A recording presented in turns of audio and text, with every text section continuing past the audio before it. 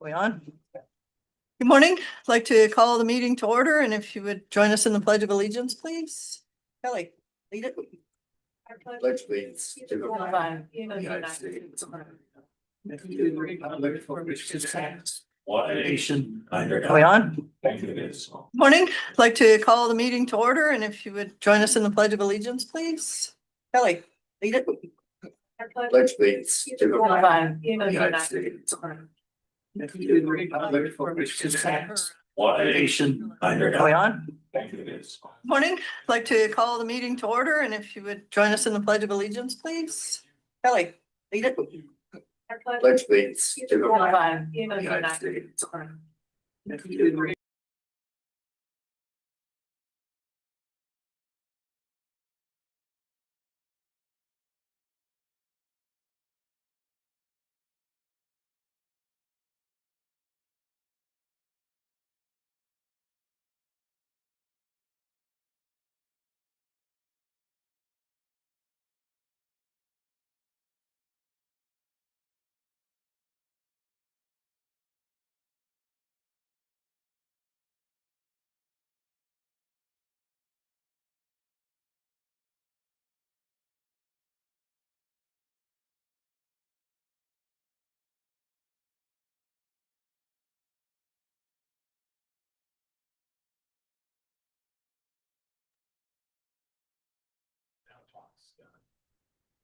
One, two.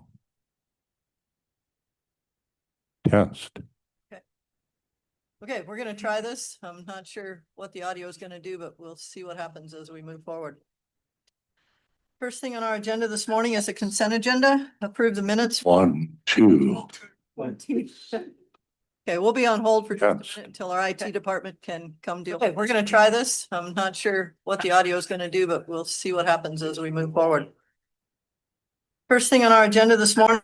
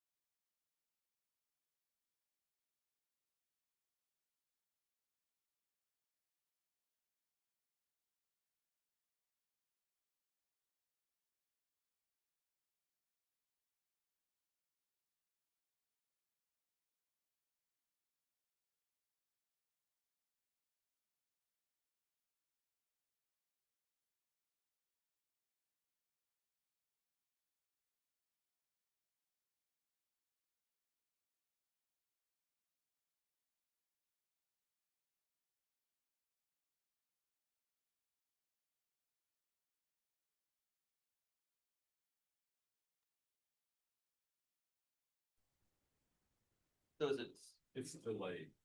Delayed. Delayed by probably a minute. Really? 30 seconds. 30 seconds. 30 seconds. So it means somewhere else.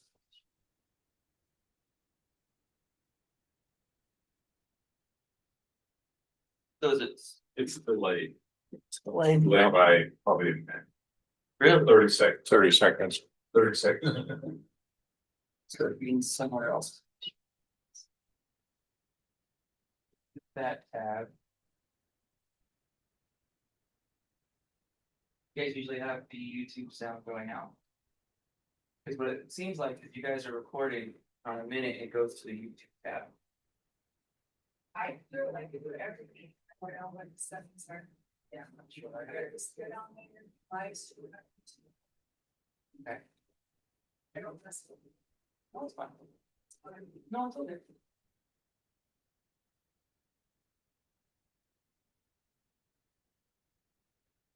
You're good. Video. Do you usually keep this video up as well? No, No. Well- Oh, Yep, during the meeting. not This- YouTube, not YouTube. like this one. That just goes down. Screen behind it. Okay, so basically what I think is happening is it's playing back through on this channel here, and we mute the tab. Or we can actually mute the video itself and then keep that open. a new tab, minimize that, then that should be gone now. Okay, but is the public going to hear? Oh, yeah, You're saying, that, okay. basically what we see is just here. Okay, We just confirmed like audio is working on our side. Okay. So we can test that open further, a new tab, minimize that. That's what we won't hear anymore. They will hear on that side. So. Your computer light. Not overrated. Yeah, if you guys have any other issues, we'll check downstairs too. To make sure audio is good. okay, I think we're gonna try this again. So the first thing on our agenda would be the consent agenda. Approve the minutes of October 21st. Approve payroll, approve vouchers. Approve ads for January 2026 board appointments. Review and approve updated Park County Fairgrounds facility use application. Madam Chair, I'd make a motion to approve the consent agenda as presented, but including the edits that I submitted yesterday to the meeting minutes. I don't know if everyone got Mhm. a chance to read those, but including the edits that I provided yesterday. Second. Been moved and seconded. Any discussion on the motion? Hearing none, all those in favor? Aye. Anyone opposed? Motion passes. Next thing on our agenda, the DSR report. It is fairly slow moving at this point. We are working through the uses. The planning and zoning staff and the consultant are working on refining the uses and the use standards to what they hope to be a usable amount of documentation that we need. The technical advisory group will start meeting to review the uses that the planning and zoning staff and the consultant have drafted to date. And then that information will move on to the Planning and Zoning Commission and then ultimately on to the commissioners for review before it goes out to the public. So anything else on DSR at this point? Okay. Next thing on our agenda is our item for public comment. And we've added this to allow anyone from the public that would like to come in. We have about a 10-minute slot here. Allow up to 2 minutes apiece, depending on the crowd in the room, if there is one, to give public comment on any agenda, non-agenda item that they want to bring up to the county commissioners. At this point today, there is no one here in the room. So unless Zach has some comments from the public, there won't be anything today. But we'll continue to have this on the agenda for a while and see if it works. Go from there. Our next thing is actually a public hearing at 9:50, so we'll have to stand by for a few minutes as we cannot start that public hearing before the time that it is advertised.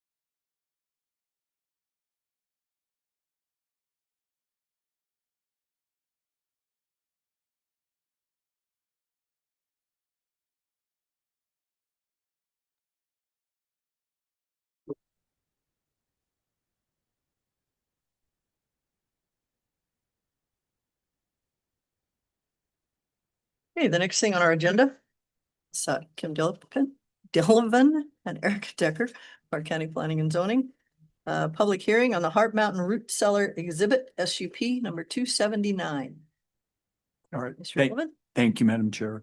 So this material is in our packet, which was provided to you in advance of this public hearing. All facts are in the packet. Now I want to summarize some of the main facts from that material. So this, an application for the special use permit was submitted by the Heart Mountain Foundation in June. It included a written statement, also some supplementary information and some drawings and some photographs, also some engineering plans. I do want to mention that in that written statement, there were really three parts. One section talked about the root cellar, one section talked about a septic system, and one section talked about a barracks. The barracks and the septic are not relevant to this root cellar plan, and we tried to X those out. So I apologize for any confusing. So the applicant proposes to utilize an existing 12,000 square foot underground root cellar that was used by the Japanese American incarcerees at Heart Mountain Relocation Center during World War II. So I also want to mention that the entire root cellar is approximately 12,000 square feet, but the actual exhibit will be approximately 6,000 square feet.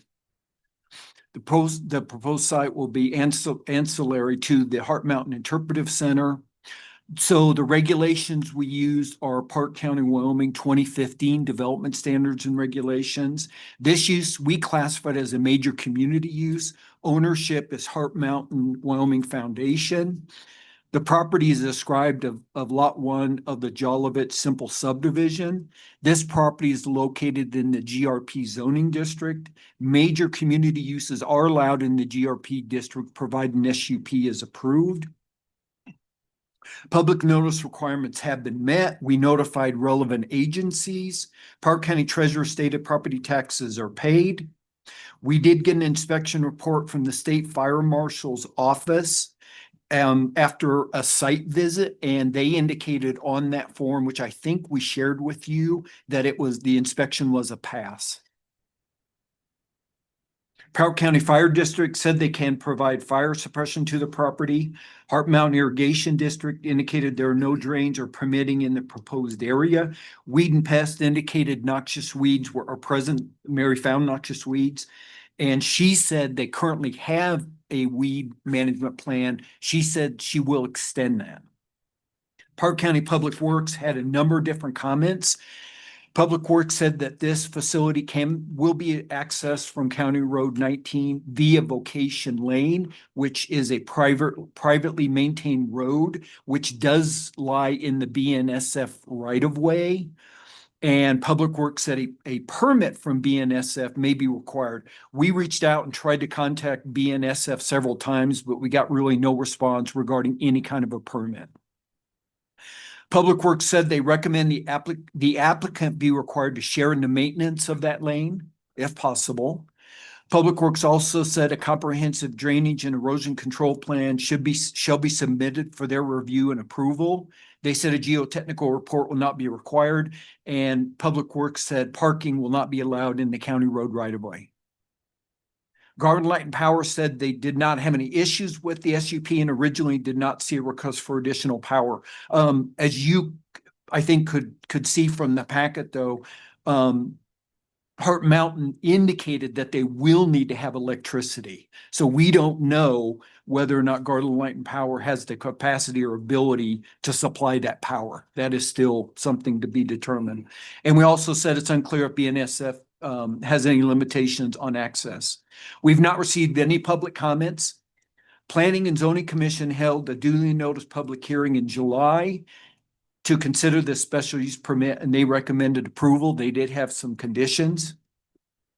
The applicant, Heart Mountain, does request the ability to complete a drainage and erosion control plan after approval, but before commencing the use. The applicant has provided a statement addressing how the use will be compatible with the neighborhood and area. They said the property was gifted to the foundation by the Jolovich family. The root cellar exhibit will be ancillary to the Heart Mountain Interpretive Center. They said no domestic water or wastewater will be necessary. Heart Mountain Interpretive Center staff will supervise access to the exhibit during their regularly scheduled hours of operation. Outdoor lighting is not proposed.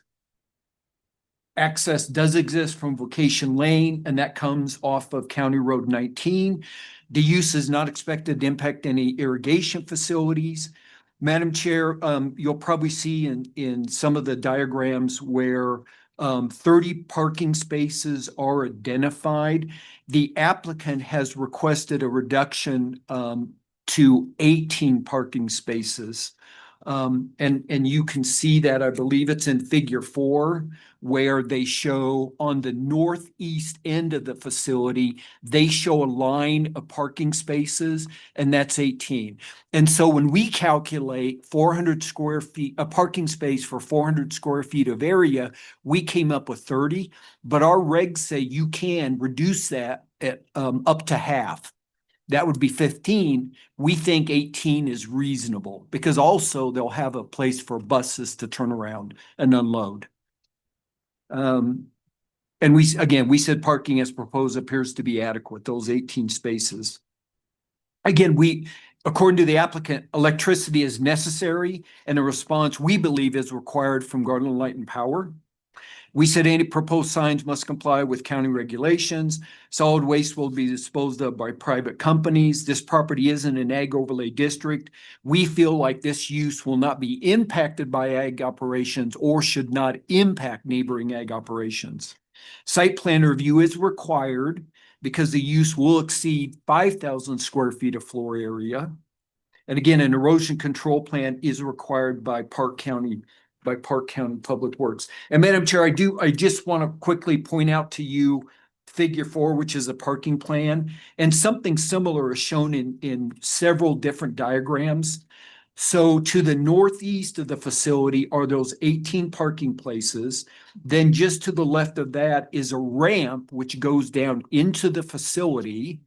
And then the facility will be, again, approximately 6,000 square feet. On the top of the exhibit, you see a set of stairs.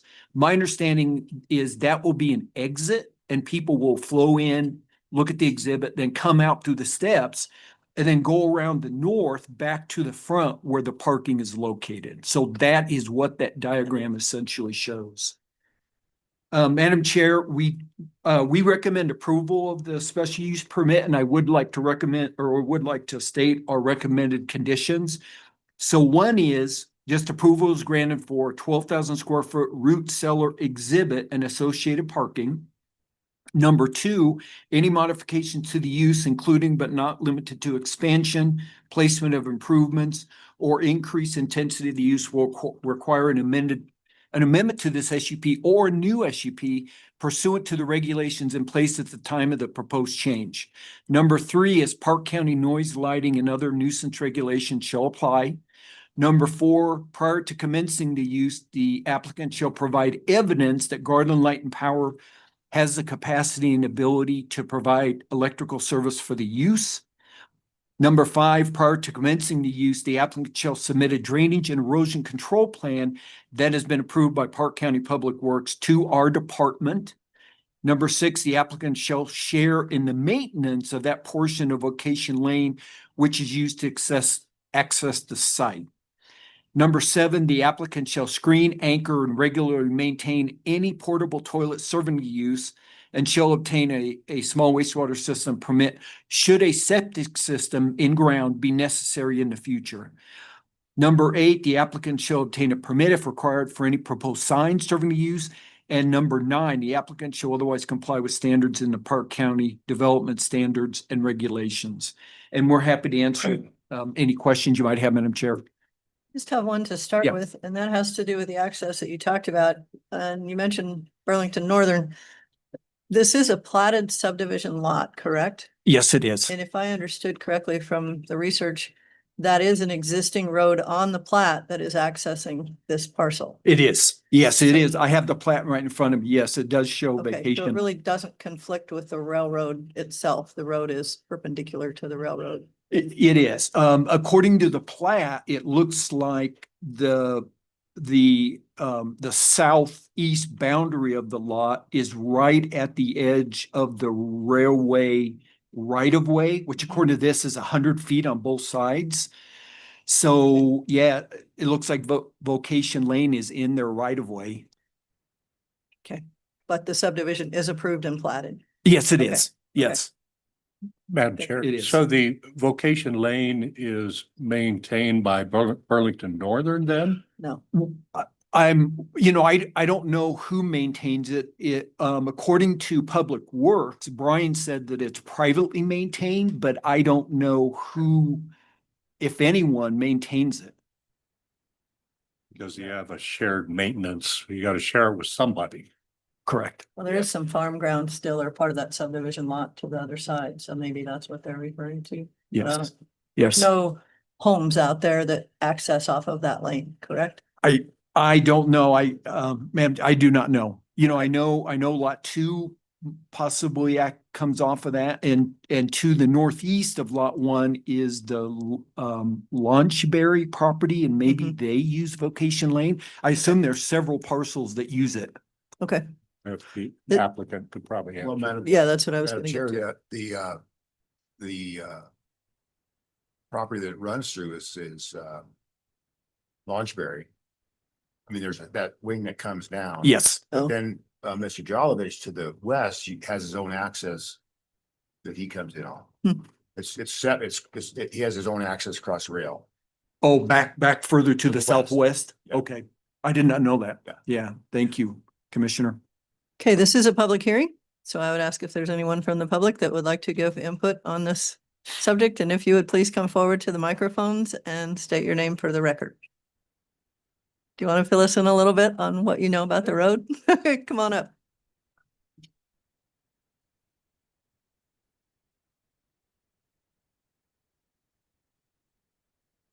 Good morning. Thank you. My name is Logan Christie. I'm the Director of Operations for the Heart Mountain Wyoming Foundation. The shared maintenance of that road is something we currently do. At the end of that road is Jack Krenning's Oh, house. And so currently, out of just a handshake deal, we maintain basically the road up to the cellar access. Okay. And by maintenance, we don't have plans to access the cellar in the winter. We don't talk about plowing, but we do yearly do grading and add gravel to make sure that, like I said, was just out of a friendly agreement okay, with the neighbors. okay. Thank you.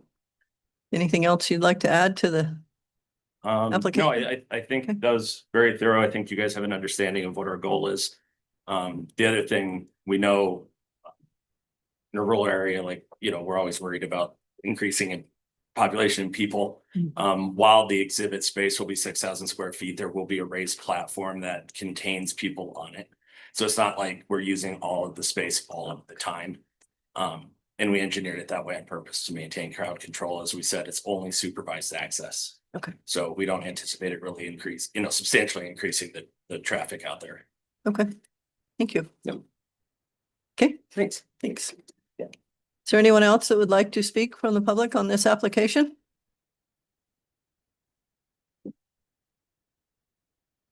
And for the third time, is there anyone else that would like to speak to this application from the public? Madam Chair, move to close the public hearing. Second. It's been moved in second to close the public hearing. Any discussion on the motion? Hearing none, all those in favor? Anyone opposed? Motion passes. Public hearing is closed. It's the pleasure of the board.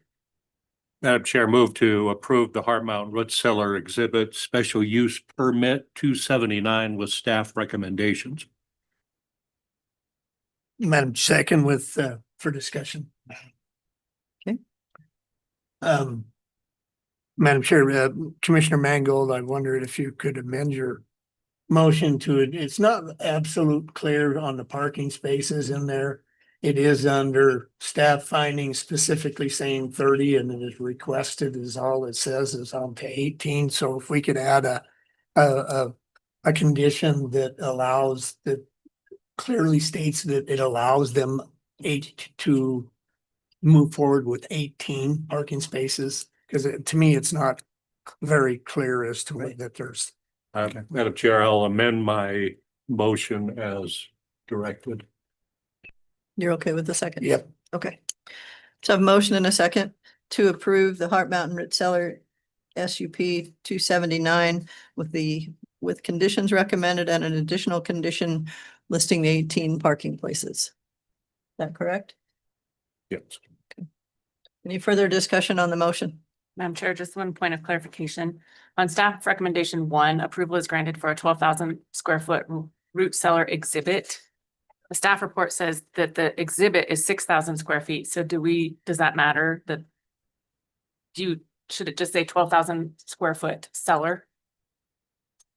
And associated parking instead of the exhibit? You know, Madam Chair, Commissioner Simone, I would think you could say 6,000 square foot exhibit, because that is the use, essentially what they're planning to use for this exhibit is approximately 6,000 square feet. Okay. I think it'd be appropriate to change that to 6,000. That's a good catch. Any further discussion on the motion as it stands, or do we want to amend the motion to change condition number 1?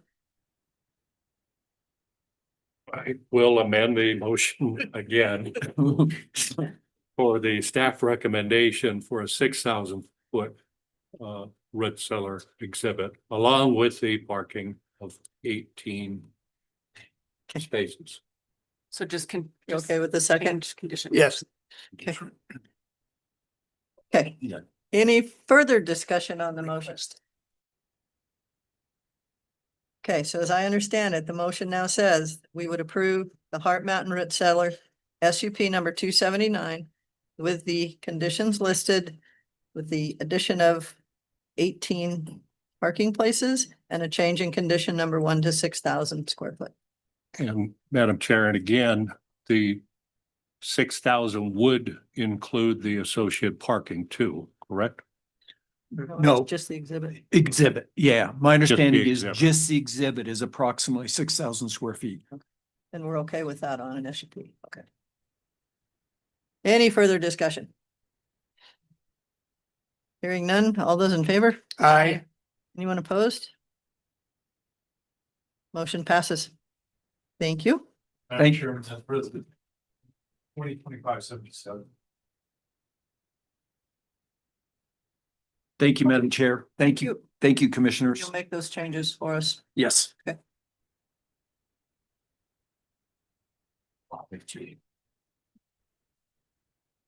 Okay, the next thing on our agenda, local government liability pool board ballot discussion. As you all received in your packet, there are 3 people running for 1 government represented seat on the LGLP board. It's an at-large position for a 3-year term. We have Brad Bassey, Amy Miller, and Jessica Weaver. It's the pleasure of the board. Madam Chair, I reviewed the 3 applicants and the information that we received. And so I would make a motion that the board vote for, I guess we vote as a board, Jessica Weaver, based on her 15 years in commercial insurance and governance. And she's also had previously served on the Wyoming Local Government Liability Pool Board, so has experience in that realm. Second.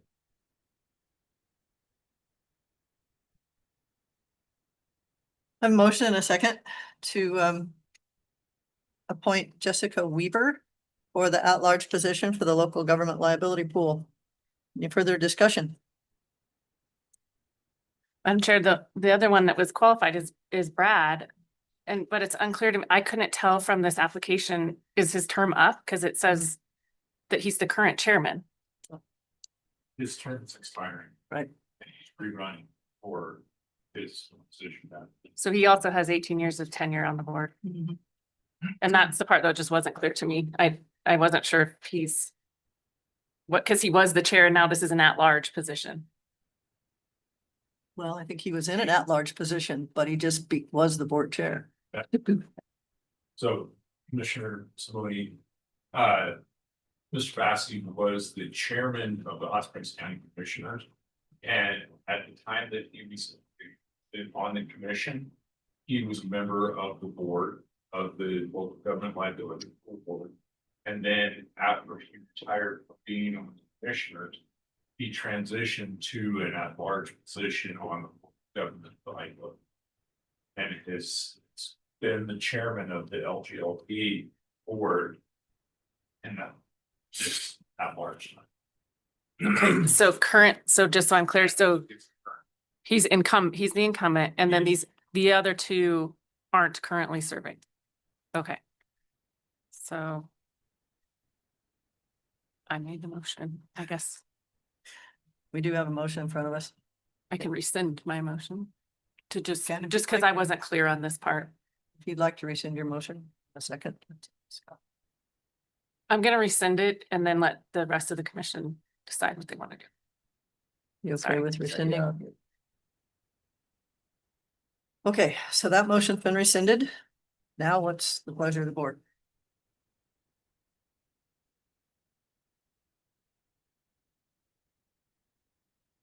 Madam Chair, I make a motion to go for Brad Bassey. A motion to elect Brad Bassey to the position. Do I have a second? I'll second. Been moved and seconded to appoint Brad Bassey to the position. Any further discussion? Madam Chair, the point is all three of them have very good backgrounds and such, and I don't think we're making a huge mistake by voting for any of them or leaving any of them out. Well, Any further discussion on the motion? Hearing none, all those in favor? Aye. Anyone opposed? Motion passes. So I have the document here. Shoot. Have it. Yeah, Kelly gave it. give a Well, big she gave me a check mark copy. on there.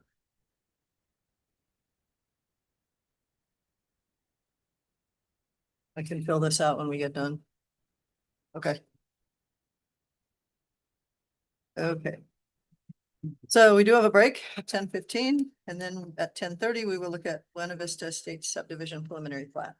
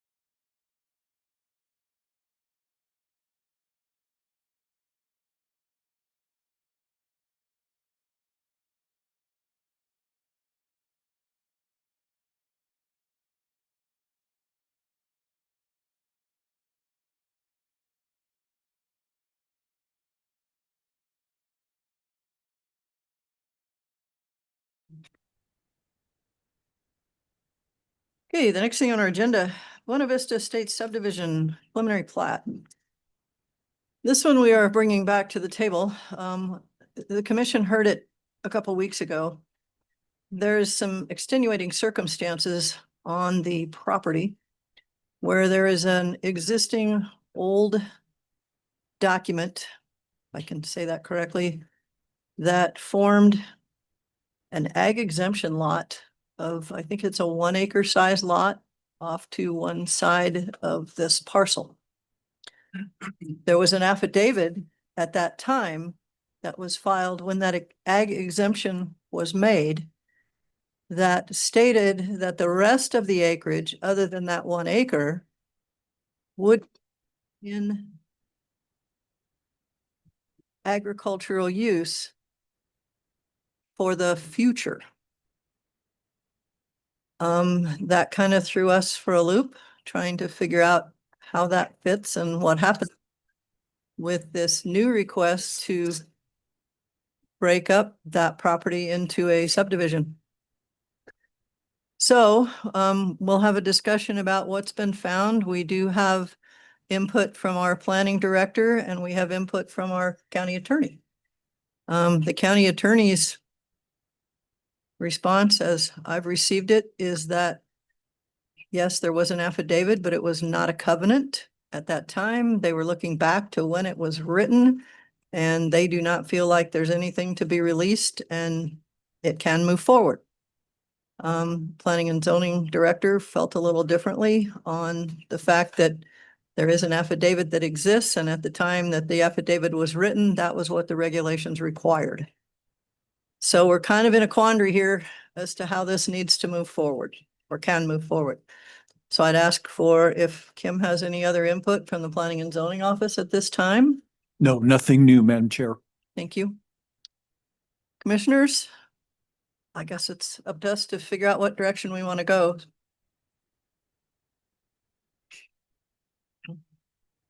Yeah, it's a tough one.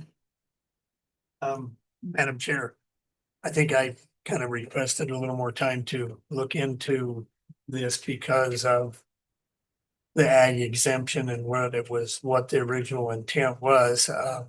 I've been forwarded quite a bit of documents and stuff, and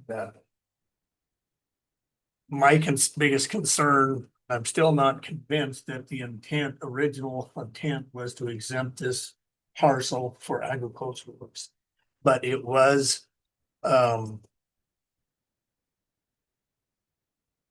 notification of termination was issued 2019 as a document here that I requested. It was signed by Brian Skorick approving this termination of the exemption. So I guess that was my biggest concern, is that we're not overstepping what the intent. I'm still not sure that was done at the proper, but it was done as a notification of termination of exempt provisions of agriculture. So I guess moving forward, I have to look at this subdivision as any other subdivision that's come before us. I mean, my biggest concern was the fact that it was pretty apparent that at some point the intent was set aside. And I don't know the Hagberries. Is anybody familiar with that family that originally? That was too many owners ago. That's part of the problem, is there's And, been moving forward, I think that's been a major concern for us. I mean, with our land use plan, everybody is concerned about open spaces and agriculture and preserving agriculture. And when we to make certain that these is done by, in a form that it can't be reversed, if that's the intent. This was obviously reversed 7 years ago. Madam Chair. Commissioner Teal, can you show me where you're reading that? Because what I'm seeing from 2019 is an example from another property, Curtis Ryan. It's not from this parcel. This is, I think is a different scenario, a totally different scenario. I don't think that there was a termination agreement signed for this property that I'm aware of, unless I'm not reading it correctly. And maybe the planning and zoning can verify that. They dug into that. Or is Joy? Believe that Joy provided that just as an example of an ag exemption that was nullified. This is An exemption of how one was, an example of how. what I was sent for the ag exemption is just an example. Yes, it's an example from another property. It's not from this property. So do we have one for this property? No. We do not. The county attorney did not feel like one was necessary. The way the affidavit was done was what he provided to us. So now I'm more confused than I was before. So If we didn't that's, have where it was terminated, then to me, it should still be in effect. so Madam Chair, I think what Planning Director Hill was trying to show us was that the way that another property nullified an ag exemption previously, she was showing us an example with the Ryan property. And what they did, that guy owned both pieces of the property and he just put both of those pieces back together. Right. That's how he nullified it. So she was showing us kind of like how a precedent, to me, it's kind of like how a precedent has been already set and what has been done previously to nullify an exemption. This is these are totally separate parties. And to my knowledge, when I read through it, I could not find a nullification for this property. I don't think the attorneys found one either, to my knowledge. The owner is here. Okay. So Mr. Carlson, I have a question for you. Yes. When you, well, I guess you received this property from your parents. Yes. Do you know if there's anything on a deed that actually has this information that it needed to stay in ag, that there was an ag exemption on it? Well, no, and my parents at the time were offering to sell the property. And then I said that I would like to keep it with the possibility of putting a development down the road. Okay. And so I let them know at the time to take it. And when they put their trust together, instead of giving me cash, they deeded me this property, knowing what my intent was to do down the road. Okay. Okay. Okay.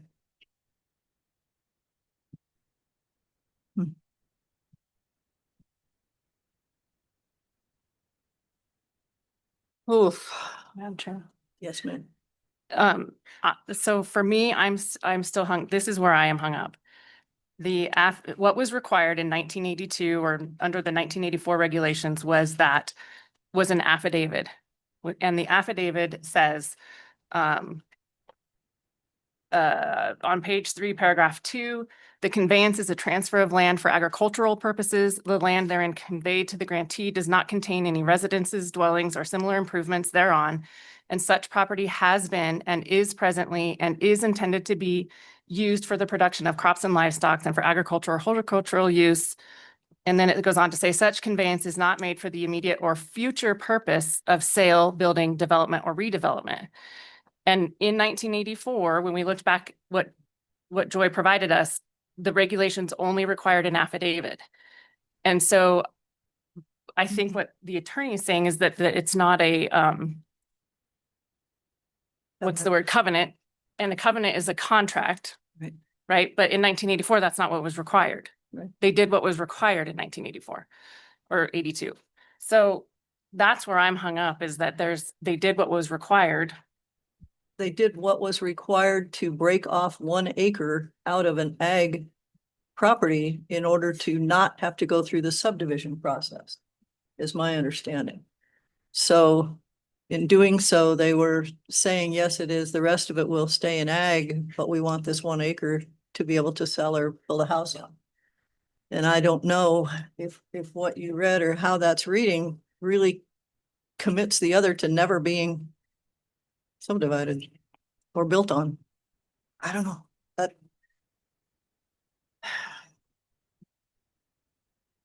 Anybody have any other answers?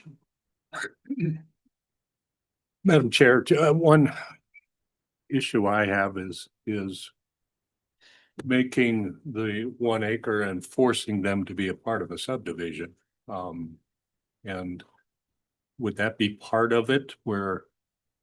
I don't know if we've ever had a precedent like that. Because they have no interest in being a part of the subdivision, is what I'm reading. Are they actually part of the plat? No, they aren't part of the subdivision. Okay, That was one of the things that our planning director suggested could happen in order to make it all work if that worked, because that would get rid of the ag exemption and make them actually a subdivided. what I lot read instead here of is exemption. Mr. Carlson does not own the 1 acre parcel, and the owner of that parcel refused to have their lot entered into the subdivision plat for Bona Right. Vista. Right. Right. Right. So it's not part of it. It's still a single acre or single ownership parcel. Well, it's the pleasure of the board. This one's not Madam fun. Chair, Yes. Commissioner Simone, so if I'm trying to follow all the different, we have so many different examples here that were sent to us that are just that, examples, and they're not. And we've done, this has partial parts of it through an affidavit, not a covenant, then we have samples of covenants that how they felt it should be. Would it be wrong that can they request a termination of the exemption? And go through that process? They could. I'm just still concerned that if it was set aside for agriculture and if that was the intent, then I don't know, the county go attorney's through wording, there's the process to terminate it. the county attorney's wording is there is nothing to release. So But I also understand Commissioner Simone's what, at the time, that was the process and they followed it. Well, I don't know that. but if you release that, what does that do to that individual lot that was formed by that affidavit? Yeah, I don't know. This is terrible, you guys. And Madam Chair, the other issue for me is under the 2015 DSR. In order to nullify the exemption, they needed to fill out, so if they wanted to go do away with the affidavit, they would have had to fill out the nullification of exemption form and merge the exempt parcel with the parent parcel, right? But Right. I don't think the other party that owns the 1 acre lot is going to agree to that. Well, they're two different owners, so yeah, makes it tough. Did you have something? Okay, The other owner is in. okay.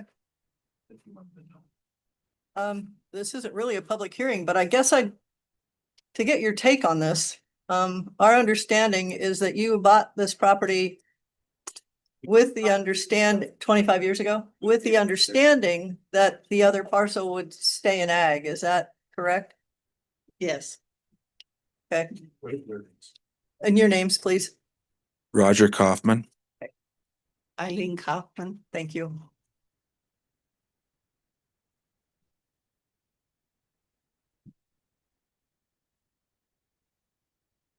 We've never seen this before, so we're still trying to figure out how we mix old regulations, new regulations, and land use at the same time. Madam Chair, Yes, sir. I guess my problem has always been when you buy a piece of property, knowing what the zoning is or knowing what can be next door, that's kind of your expectation, as long as it's legal. And so for me, to have somebody that has a property they've had for whatever years now, knowing what was next door, knowing what was possibly, what could be legally be done, and to change that to me is wrong. That's just my take on it.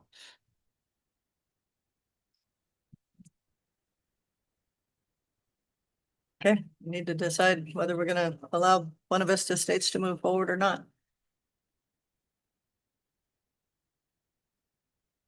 Is there a motion from the commissioners? Madam Chair, just quickly, I did ask the question this morning about the statute. What did the statute say?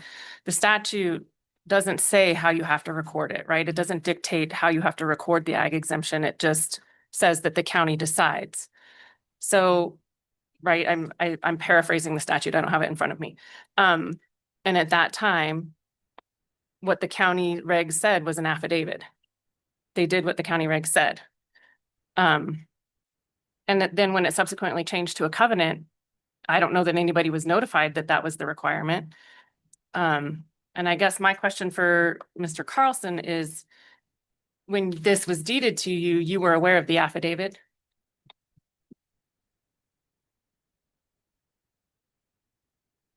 I was told that they did the subdivision in order, they did this process in order to avoid the subdivision process at the time. And that this was the simplest solution, and they cut off, they parceled out other pieces of property to develop for small houses also on other pieces of property. So they had done this process without having to do the whole subdivision process. So that's what I was told.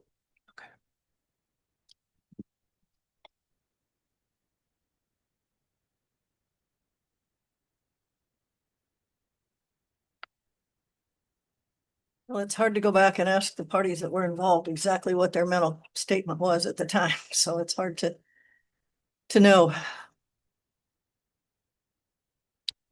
Madam Chair, I also looked for that, if there was any indication of intent. In one of the letters that Mr. Kaufman provided, he referenced an example of wanting to build a farm repair shop. And Walter, who is Mr. Carlson's dad, the original owner, replied, definitely not. I bought the land to farm and not for commercial business on my farm.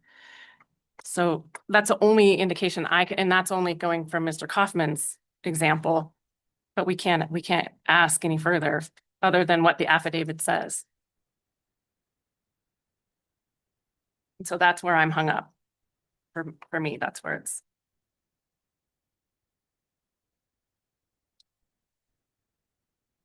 Is there any value in any additional information being researched? And I can't think of any that we haven't received copies of that we're aware of. Therefore, we kind of need to make a decision. Madam Chair, if they were to come in with a very firm document proving nullification of the ag exemption, Mhm. I could see moving forward with this, but until then, I don't want to. Who I signs it? don't, what's that? Who signs it? Decides it? I Yeah. don't know. Yeah. I mean, if that has to go through the court system to have, or I don't know. Because Kaufman's didn't own it at the time that this was done. And Mr. Carlson said his dad knew that he planned eventually to develop it.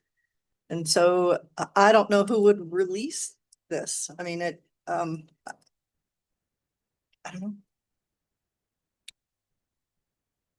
Well, I don't either, but I mean, a direct, whether it was done originally to split a couple individual properties or not, the result was they ended up with 49-acre chunk that was meant for agriculture. Right, but if it's released, how legal is that 1 acre chunk that's left?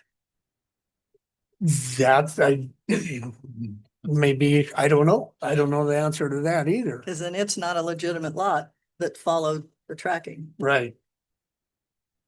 But can we, knowing what we know, little or don't know, put, what is it, how 16. 16 more lots? I have no idea.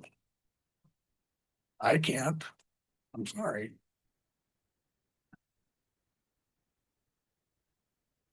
Again, what's the pleasure of the board? Madam Chair, I'll make a motion to deny the preliminary plat for Buena Vista Estate subdivision. Second. It's been moved and seconded to deny the preliminary plat for Buena Vista Estates subdivision. Any further discussion on the motion? Hearing none, all those in favor? Aye. Anyone opposed?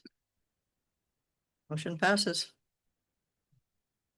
Madam Chair, would you like us to list a specific or multiple specific reasons for denial?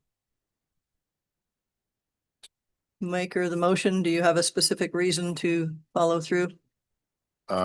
Yes, I would say that void of any evidence that that this exemption, the affidavit that was originally filed, exemption or the ag dedication, absent of any document that shows that. That's my reason for the motion. So that no evidence that the ag exemption has Yeah, been it's been dissolved, has been dissolved. Nullified. Okay, thank you. Thank you, Madam Chair. Thank you. Will that be in Need a that rest. resolution? Yes. Okay. We resolutions for 7/7/2025/2025-7/8. 7/8? Thank you. Eight. Yeah. Seven. Thank you. Yep. Thank you, Madam Chair. Thank you, Commissioners. Okay, well, Madam Chair, and I think that moving forward, we did support an affidavit as basically the decision that used to be the valid. rule, the law of the county, and hopefully with the new regulations coming through, things will be cleaned up at that point. It already changed in 2015 to a covenant. Yeah. So, yeah, But I Hopefully. mean, I think we need to even change it even more from covenants to Okay. possibly a regulation. okay, we'll take a look at. I know this has brought up several flags for us. Okay, the next thing on our agenda, a little bit late, but we'll get there. Josh Terrell and Amy Quick, Wyoming Business Council, statewide poll conducted to understand public attitudes toward growth and the change in Wyoming. Hi, Hello, let's thank go to you. something a little lighter Hi. then. I'm just keeping Hopefully. Amy company here too. How Yeah, Fitz and so we Fawn, have how are Fitz and you? Fawn. Yeah. Right. Well, just a quick introduction. Thank you for having us. This is our first presentation to county commissioners about these results that we conducted this poll in mid to late September to better understand the attitude toward growth in Wyoming. And I'll turn it over to Josh. I know he has some comments definitely to share, but excited to hear maybe some thoughts that you have and have a little dialogue around this, which can continue past our allotted time today. Sorry, we're good. Hi, Josh. Hello, commissioners, and thank you for your time today. We can take this a number of different ways depending on what is best for you. I've got some slides that might indicate some things, but also I would like to just start with the discussion and make sure that we can have a dialogue. So stop me at any time. Not that I have to tell you that. It turns out this is your show and you're running it, and I'm just here at your pleasure. So stop me and ask questions definitely anytime. My name is Josh Durrell. I'm the CEO of the Wyoming Business Council, and our goal really, we've always been about building capacity at a local level and making sure that our economy can thrive no matter what conditions are from the outside world. But what we've recently really been looking at is how do we reverse the economic decline that we're in? And I say that a little cautiously. And I'll tell you, the reason I say it cautiously isn't because of the data. The data is actually quite compelling that we're in economic decline. Something that is troubling to me, and it gets me up every morning to go to work. But it's also challenging to say because as Wyomingites, we have a lot of pride in our state, and we have a lot of belief in our state, and we don't always like to hear that things aren't going really well. And so we've dug deep into this idea that our economy is in decline because we want to make sure that we're approaching the right problem. And if you don't mind, I might just take a couple minutes and give you a quick little history lesson, or at least as far back as I can, for folks here about the Business Council and our role in the state's economy. In 2020, actually it was I think it was either January of 2020 or December of 2019. I sat down with the governor, and at the time, the role of the CEO of the Business Council was vacant, and the board was doing a search, and I was one of the finalists. And I sat down with the governor, and he said, "Look, Josh, I know you don't have any government experience," and he said, "But we want to take a business view of the deals that the Business Council does. We want to make sure that we're funding projects that have a positive ROI. We feel like we've sort of become a place, the business councils become a place where basically anybody can get money. And whenever a town needs money for a project that they want to do, whether it's going to change the economy or not, the business council gives them the money. And what I found is that he is exactly right. Up until 2020, it was really hard to get denied from the business council. We provided money to just about everybody. In fact, we provided a little over $400 million in projects across the state. And those were, in some cases, really great projects. And in other cases, they were projects that were also good projects, but not necessarily ones that are going to change the economy. And so, I took his words to heart and said, I as a business guy, my whole life, I can figure out how to make things pencil out from a return on investment point of view. And so we started to do that. We said no to a number of projects. We said no to about half of the projects for a period of time. So we saw 22 projects and we only recommended funding 11. And that started our process of making sure that we were funding projects that had a positive ROI in hopes that those projects would make a bigger impact on the economy. If I'm being generous, we were at least able to get ROI, but they didn't change the economy.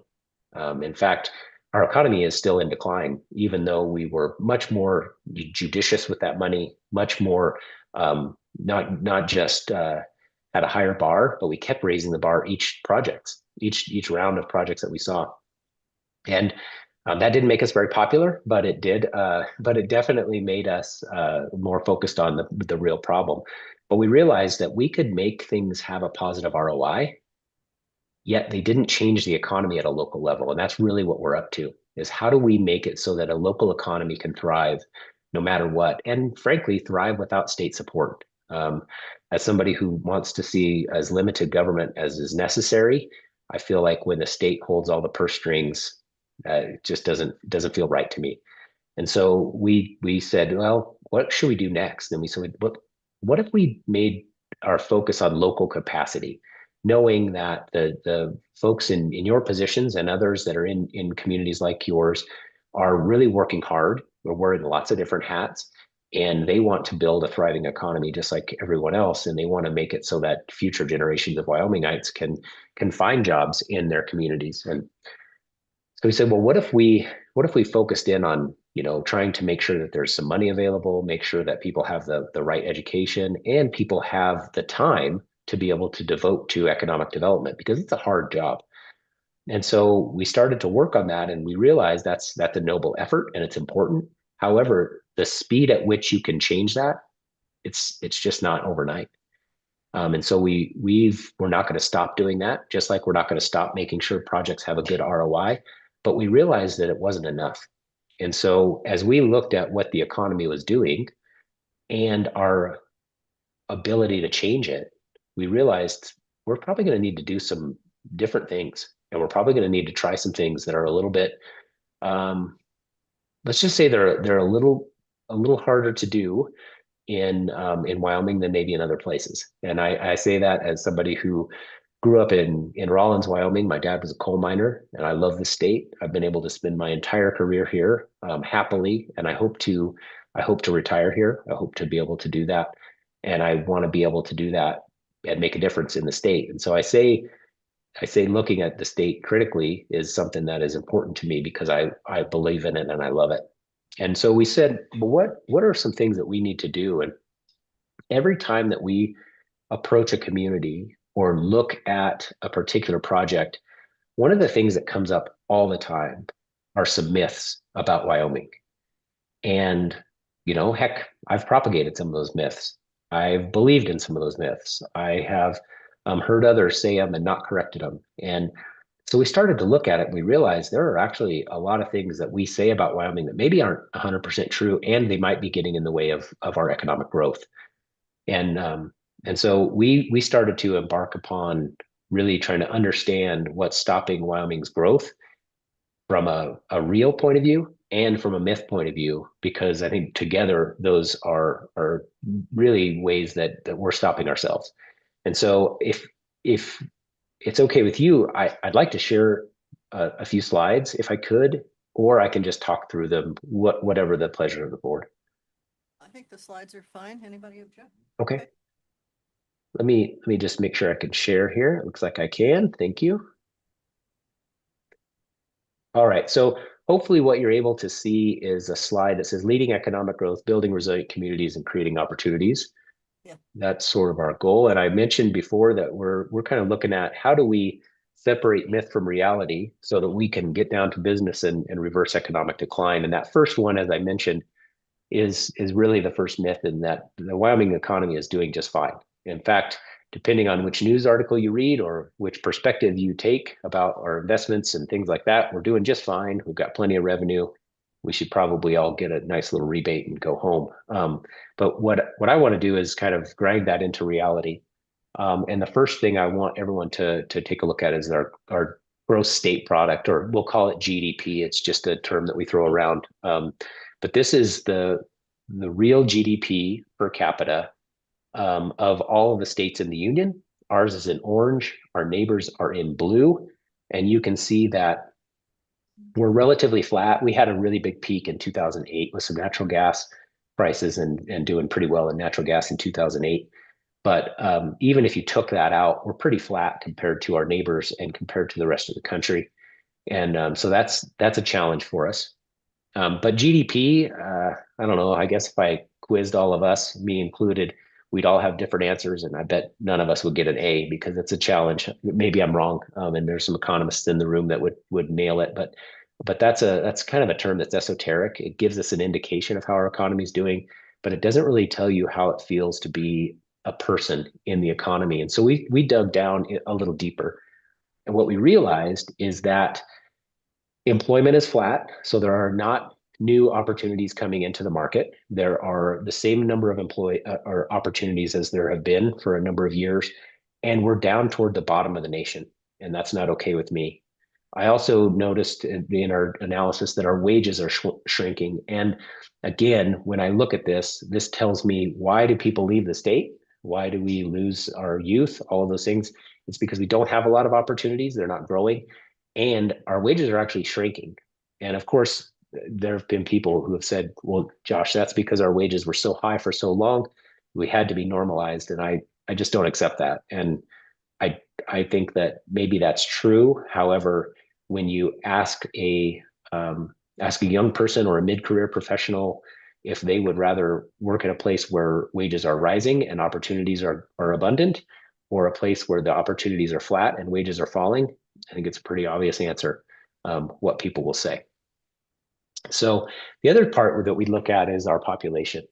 And a vibrant economy has a growing population. And so if you look on the left graph, the blue line indicates our population over time. And I didn't compare it to other states in the nation. There's always a bit of migration that goes on, but ours is growing slightly. In fact, I think over the last few years, it's grown about 10,000 people. And you say, okay, well, hey, that's pretty good, right? Well, it is, but until you look at the bottom line, which indicates our labor force. And our labor force is, depending on how you draw the graph there or fit the line, it's either stagnant or shrinking. And again, so what that's saying is our population is growing and our labor force participation, or our labor force, is going down. And so what does that mean? Well, that can mean a challenge for a fiscal system like ours, where more and more people come in to utilize the services that we provide, yet there are fewer and fewer people in the labor force. And our businesses feel that specifically. They have a hard time hiring. In fact, businesses always say that workforce is their biggest challenge. And when they ask, well, what is that about? Well, they say things like housing or childcare are barriers to growth in that area. And then if you look on the graph on the right, you'll notice this is a graph that says, of the people who are born in Wyoming, how many of them decide to leave? And at what age do they leave? We are the top line. That's that blue line. That means that we export more people than any other state. And we're about twice the national average, which is the black line. Now, a lot of people will say this is brain drain, and they'll say, well, that's the problem we've been fighting forever. And part of it is okay because people leave, and that's true. About 1 out of every 3 people leave on average, but in Wyoming, 2 out of 3 people leave. And I don't like to call it brain drain because in my house, they're not just brains. They're Olivia, Grace, Ruby, and Maddox. And those four I want to keep in Wyoming if they so choose, but I want them to have opportunities in Wyoming. And I bet all of us have somebody that we care about. That's not just a nameless brain. We care about our youth and our friends being able to find opportunities in Wyoming, yet they don't. And so we look at these factors and say, there's a problem and we need to address that. And all of you are, I'm guessing you would agree that there's a challenge there. And in one hand, this is a myth, but we did some polling and what we found is that actually 3 out of 4 people agree that their local economy, not just the state economy, but their local economy is stagnant or in decline. And so again, that kind of raises the level of urgency for us, and we want to make sure that we're doing that. And then of course there are the folks, and I can be one of them sometimes. I hold on to myths, and I'm trying to bust them at the same time. And so one of the other myths is that, hey, Josh, people leave, but they always come back. They always come back, and unfortunately, it's a myth because what we find is that, and this is a graph of people who currently live in Wyoming. The data does not support that more people come back over time. This is the birthplaces of people and our current population. And so only 42% of our population are people who were born here. So that basically bears out that some people come back, but not enough to fill up that gap that leave. And almost 60% of our population is from other states, which is just fine.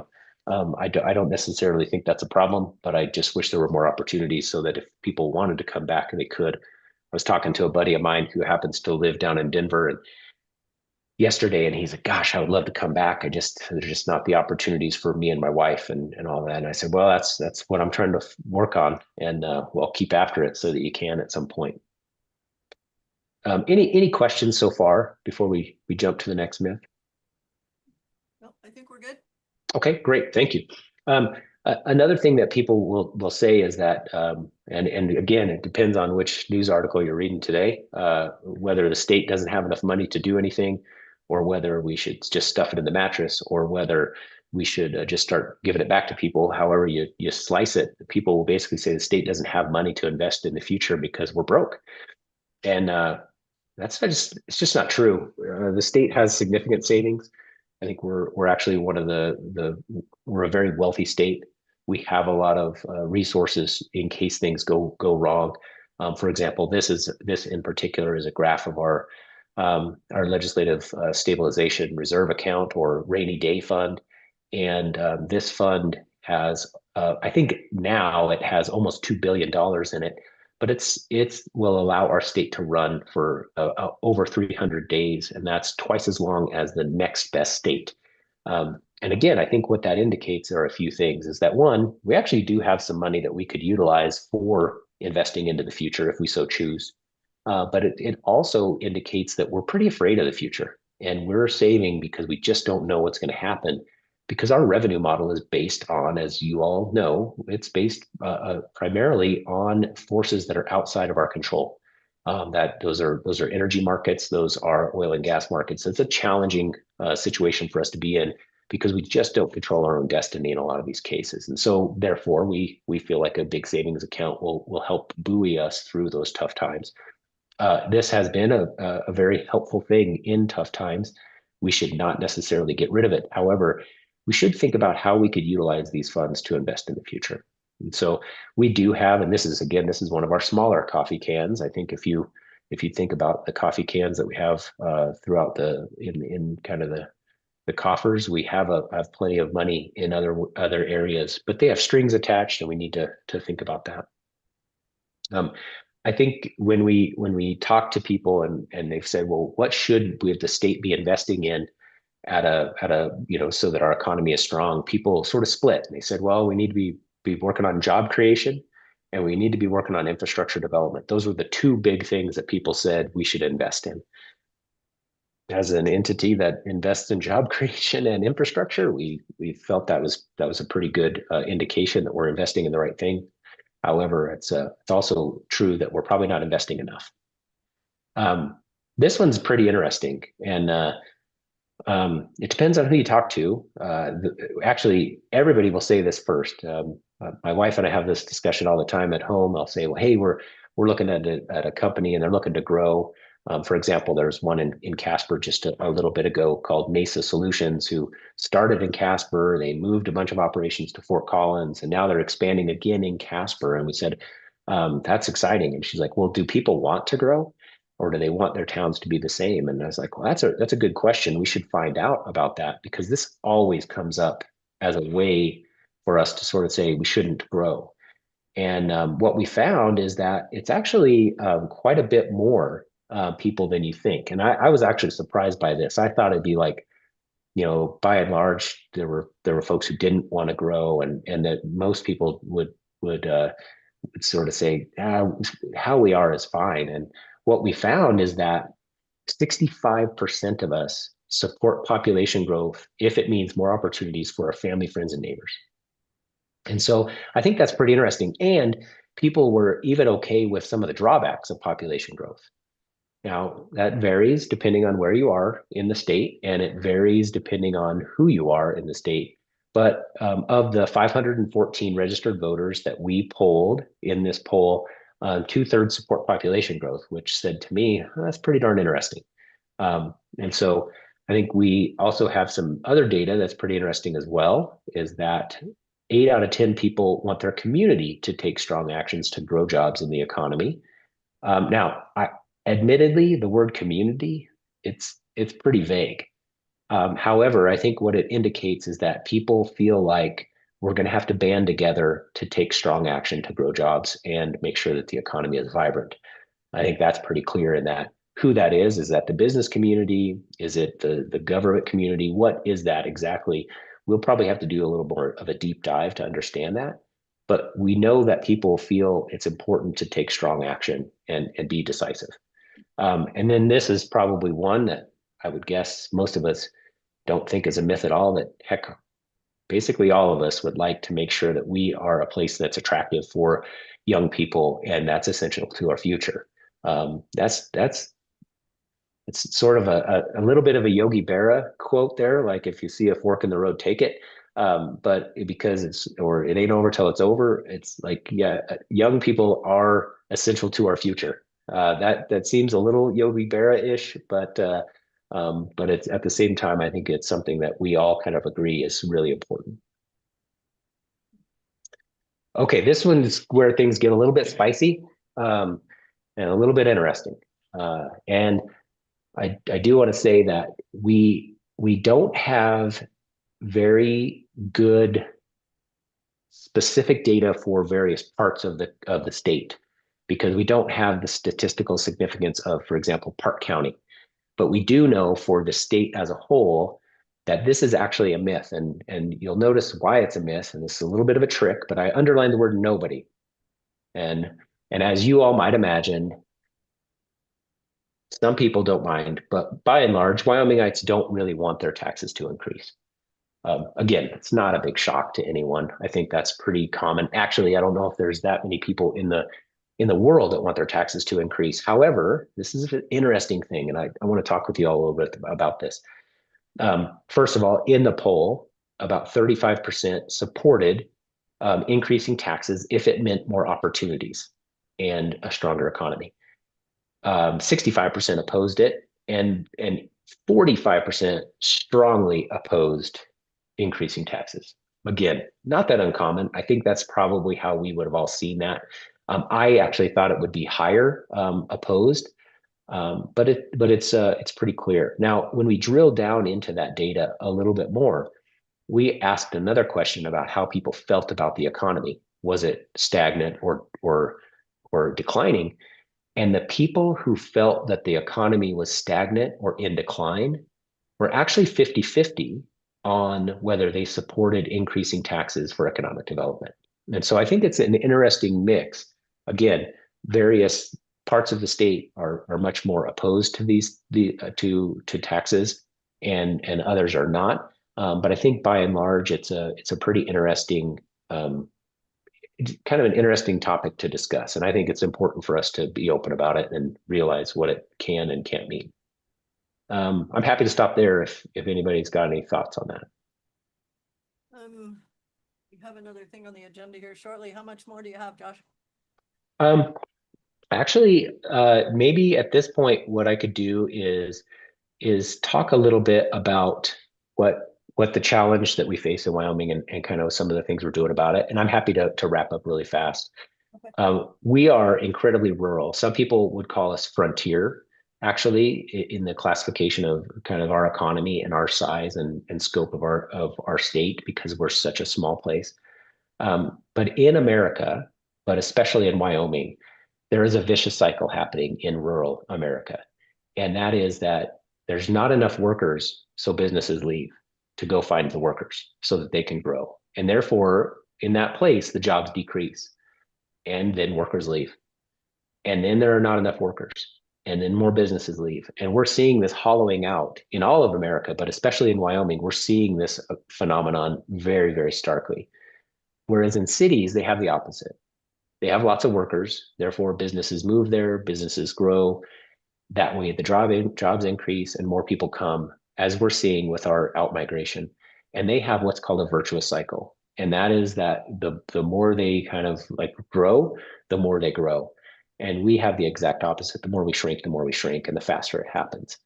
And one of the things that we're working on with our budget and with other things is to reverse this situation because it is urgent. And again, I just appreciate the time with you today, and I appreciate the opportunity to maybe do this more in the future and have a dialogue. But I want everyone to kind of understand that the forces that we're working against are pretty strong. And in order to do that, we're likely going to have to invest in our state's future like we haven't before. And work on things that maybe seem a little bit odd and maybe not like other states have to do, but they match our problem better than any other approach that we've seen. And those are things that we're probably going to have to we're asking in our budget to inject a pretty big amount of money to develop a laboratory, a very big scale laboratory to work on critical minerals and the application development around those. We have those critical minerals in our state. We should invest so that we can get as much and extract as much value and jobs and opportunities for Wyomingites as possible, rather than just shipping those minerals off to somewhere else to be done. So I'll leave it at that point right now, and hopefully maybe we can come back and talk again. Oh, I think it's been great. Good information. Any other comments from the commissioners? No. Thank you very much. And yeah, we look forward to visiting again and knowing more about where we're headed. Great. My pleasure. And thank you for your time. And we're happy to come back anytime. So thank you. Okay, thank you. Thank you for all being here. Yeah, and we are here. I mean, so yeah, if you have more questions, Kristen, I, and Amber Power are here in town, and then we have Brittany Faulkner in Powell as well. So happy to have coffee and chat more about any of these ideas. Okay. If you have something that comes up, as we work toward the budgets or find out where the legislature's headed or that type of thing, if you want to come in or be on a work session Tuesday or something like that, just have more discussion, let us know. Wonderful. So, Thank you. okay. Thank you. Thank you. Thank you. Thanks, Josh. Bye-bye.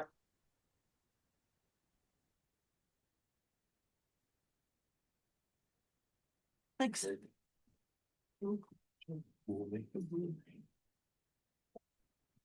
Okay, with that, the next thing on our agenda, Brian Edwards and Philip Bowman and Eric Wacom, Park County Public Works, City of Cody, and Engineering Associates. Discussion on the septage receiving facility project update.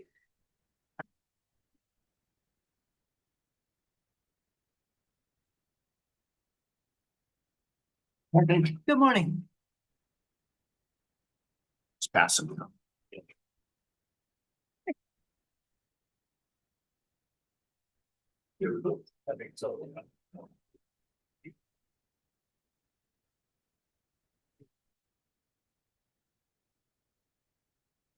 I think we have enough. Perfect. Okay.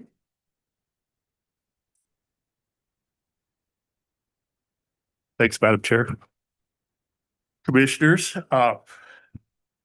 as you know, back, it's been 2021-ish, we embarked on I guess, a vision to try to phase out the county's septic lagoons that are on West Rocky Road now.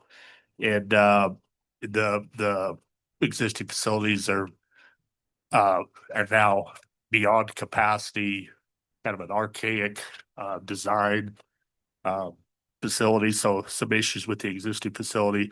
So we've been working with the city and engineering associates for, better part of 4 years now, trying to come up with a way to address that issue. And then when you look at it on an aerial photo of where the county's facility are located in relation to the city wastewater plant, the solution jumps out at you. It's a rock throw to the city's modern wastewater facility.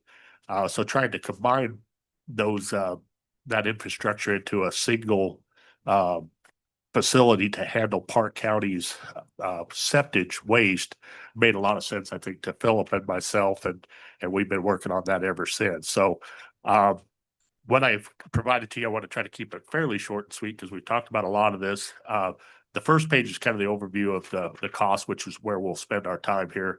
And then the rest is just if you want to thumb through later on, that's, where the facility, what it looks like, basically what we're building. But a little bit of a reminder, I guess, is before we contracted with the city, the county, you can look down on the lower half of that page, the gray font that I've got. The county invested some money towards, and some of it was ARPA money, towards scoping and looking at a solution to the county's problem with the aging sewer lagoons and the fact that we were over capacity. And so those dollars are there just as a matter of record and for information. And I don't really want to cloud what's below. That's kind of the main thing that we're talking about today. So want to throw that in there, that before that we, spent about 404,000 towards that. So then since that time, we've been successful in going after state ARPA funds towards the solution that came out of the scoping project from engineering associates was this where we're headed, which is combining our facilities with the city. One would ask, why can't you just take the wastewater to the city? And it's just a whole different waste stream, much more potent than it would. And Philip can explain it better, but it's their existing wastewater system is not equipped to handle that kind of potent type of waste stream. So we have to have a receiving station, which is basically what we're doing now. So since that time, we entered into a contract with the city. We went after jointly with EA's help, state ARPA funds, which we were successful in receiving $2 million. And that was with a commitment from the county to use local ARPA dollars as a 50% match. So that's 2 million. So that gave us 4 million. And then there was some leftover state ARPA. We went back to the state and was successful getting another 443,381. And so the total dollars committed again for this project above and beyond what was spent on the scoping is that 4,443,381. So those are the ARPA dollars that we're working towards, that we're trying to stay within with our project. So since that time, you can see the numbers there on the bottom. So that's the money side of it in terms of the funding. Why we're here today is first to give you an update with the project itself, of how things are going, where we're at on the schedule, what we have left to do on the project itself. And then Eric and Philip can provide a lot more detail on that. And then the other thing is we've reached a point where this would be the first cost and schedule change order that with that being above and beyond what our funding limit is, the city has to go back to their city council later this month. The contracts with Sletton as construction manager at risk and with engineering associates are all with the city directly, and the county's role is as a funding source. So because we're talking funding above and beyond our ARPA dollars, we want to be sure before the city council hears it that the county's on board with where we're at and where we're headed on the dollar side and on the schedule before the city hears the change order request. So essentially, looking at that lower 25% of the sheet that I gave you on the front page, You can see the engineering, EA HDR contract with the city now, that 444,800.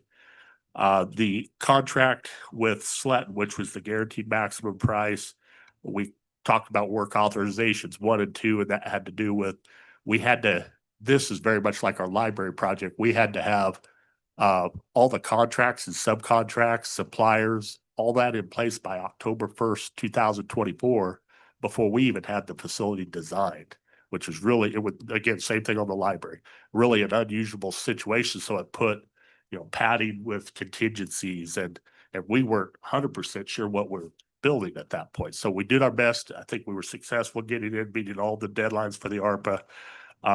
But that's what that number, that 4,134,715, that's where that number came from. That's that guaranteed maximum price. So if you add that together, and then the change order amount that they're looking at right now, I think we found an error there. So that's plus or minus $5,000, but that 340,433, we think that's actually 335, right, Eric? So you might just make a note of that 340, 433.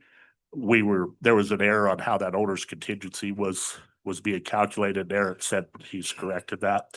But anyway, just kind of big picture, that puts with the change order amount, which the change order, again, we could discuss is really, there was some, not really Sletton's fault. There was Microcom, SCADA, the control systems for this wastewater plant. With its being over a year now, and with some of the things the city's been talking to them, it was outside of Sletton scope. City was doing quite a bit of it. We put $100,000 placeholder in it because there were a lot of unknowns. It's now turning out that that's more like 350-ish. 335. And so there's some electrical things with that.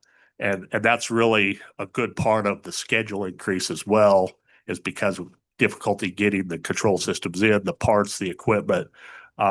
It's basically pushed onto the end of the project where Sletton really can't wrap up their work till the SCADA system's all in and up and running. So that's kind of what we're talking about. So if the existing contract plus EA, existing contract, the proposed change order plus EA puts the project cost at around 4.9 million.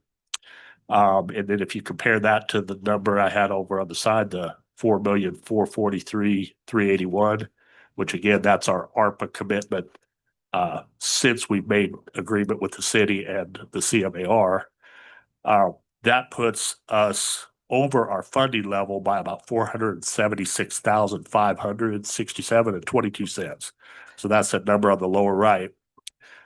Important to note there is we just wanted to paint what the county's worst case exposure is here today, because in that number is contingency.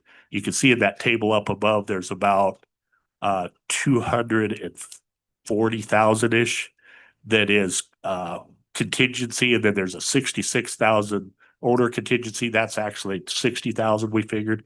But still, Eric and Philip's numbers are a little different, but they're around 200,000 of that contingency hasn't been spent yet. And we're optimistic that with what we know now, that hopefully we'll get a lot of that contingency back. We're planning for the worst case, which is that all that contingency get used, and that's where that 476 number comes from. So if it was today and we could stop it today where we're at, that 476 would be about 276. Okay, and of that, Phillips worked it in with his rates, and assuming the city council is agreeable to it, that they would commit to 170,000 of that amount that he could put it out of his wastewater fund, and then they would basically try to tack that in with the rates and still have competitive rates with everybody else. So county worst case exposure, I'd like to say 310 just to be sure, but 300 to 310,000 for the purposes of your approval today. What I guess we'd like to get your support for would be to support the city pursuing the change order with Sletton on the CMAR contract, knowing that the worst case county exposure is no more than 310,000. And that the schedule would be no further out than June. Where did I have that? June 3rd? You've got the dates.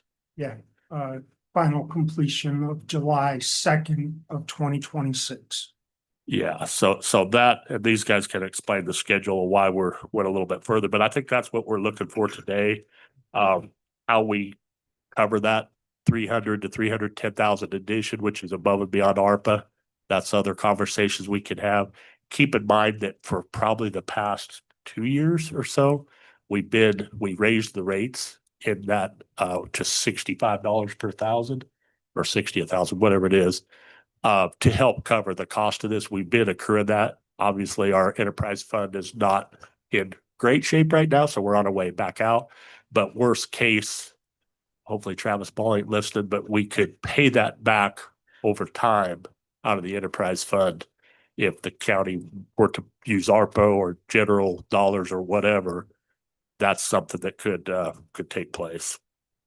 Yeah, maybe I'll turn it over to Philip and Eric if you guys want a little overview on the project and the schedule and whatever you want to add to that.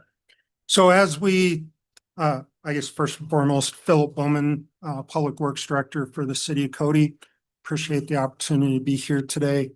As we sit and stand right now, Sletton is about 50% done with construction.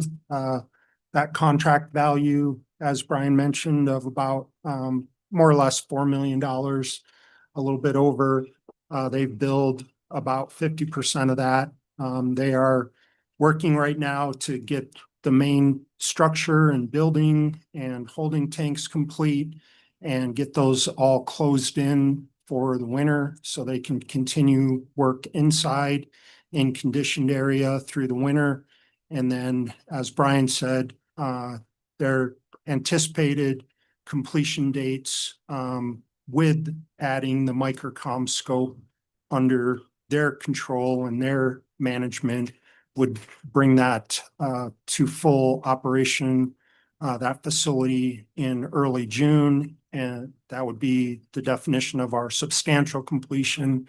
And then we typically allow about 1 month for punch list cleanup and demobilization from the site. So that would bring final completion when the facility is ready for full operation and accepting septage from haulers to early July of 2026. So sitting at about 50%. As Brian said, those original numbers that were presented in January, that the amount did include contingency, 2 classifications of contingency. One is called CMAR contingency, and that is contingency held in the contract value that Sletton, as the contract manager at risk, can propose the use of with owner approval. So the second classification of contingency is owner's contingency, and that would be a smaller amount specifically for things that we as the owners, and Brian and I have kind of view ourselves as joint owners through this process. So Brian's been very involved in those contingency allocations, but that smaller amount of owner's contingency, both of those totaled about 250,000, and they were in that original contract value. So that is a specific strategy used with CMAR contracts so that we're not executing change orders in a hurried fashion. We have that contingency to use for smaller type items as they come up through the course of the project. To date, we've only used about $50,000 of that amount. And so again, just to reiterate what Brian said, right now there is still 190,000, just over 190,000 of contingency that has not been utilized and could be potential cost savings. But Brian and I discussed this, and we both agreed that for the sake of our discussions with you today and my discussions with our Cody City Council, we're going to assume that worst case scenario that those full contingency amounts will need to be utilized. And the amounts that we have utilized, one amount was for some dirt work that was done at the site that was beyond the scope of the original subcontract with the civil subcontractor. And so that was approved. We also had some door hardware for automatic and keypad lock entries on the doors that were not included in the original specifications. So that was taken out of owner's contingency.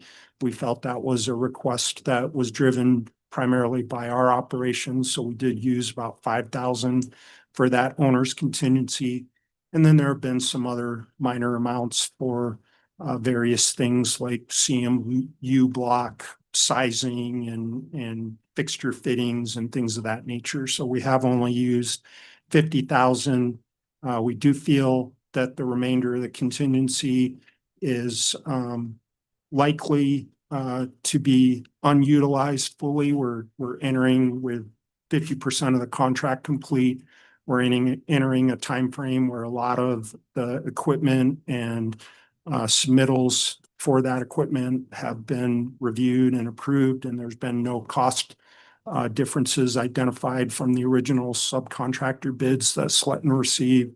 So we're starting to enter that period where the contingency use is primarily weather dependent, and that would be if poor weather came about and Sletton needed to continue some work outside before closure of the building and tanks was completed.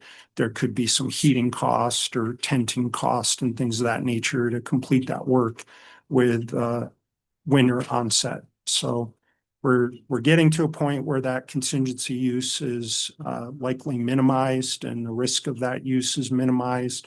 So I think those are some potential cost savings. And as I said, Brian and I have worked with Eric and EA and HDR reviewing each of those contingency use proposals by Sletton. We've been very critical of those and really let Sletton know that this contingency use is a funding challenge for both of us, the city and the county, and they are very aware of bringing us very sound proposals and well-vetted cost proposals for that contingency use. One other point I would just share, as Brian indicated, I had presented to our city council, the Cody City Council, with this previous work authorization number 2, that we did have that placeholder in the contract value with Sletton for the SCADA integration. It was always our intent to have Sletton oversee and manage that work. But at the time, due to the constraints and the October 1st deadline, we just couldn't get that final number worked out between Sletton and Microcom as a sub. We also felt there was some opportunity for our operators and our city staff to look at that more closely and try to trim that scope. And we did accomplish that. There were some SCADA controls and SCADA monitoring that was removed from Microcom's scope, but unfortunately it didn't result in the magnitude of cost savings that we had hoped for, to be very honest. So that change order that is now being discussed in the amount of $335,000 does include some reductions of that Microcom scope, but it also includes, as Brian said, some electrical work by the electrician that's on the project. It also includes some of the new cabinets and manufacturing of those control boxes and other raceway items for the conduit through the building. And so that is where we landed, was at that $335,000 amount. As I said, I did make this Cody City Council aware that there was going to be a future change order to bring that SCADA scope back in. At that time, I identified our city exposure at about 200 to 250,000 with work with Brian. We believe sharing that cost, that 335,000 split between us with about 170,000 from the city and 175,000 from the county on that was a reasonable and fair path forward.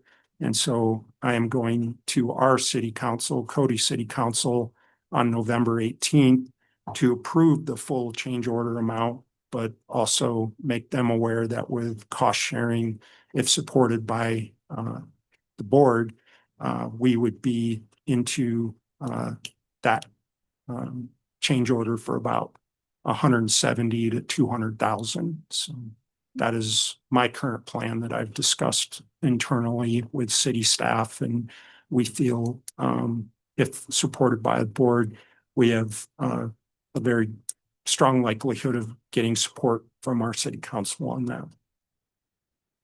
Okay. Thank you. Eric, would you want to add anything that we missed? Maybe discuss the logic or the reasoning of the contract time extension a little bit. You can explain that better. Oh, boy. She's got a mic.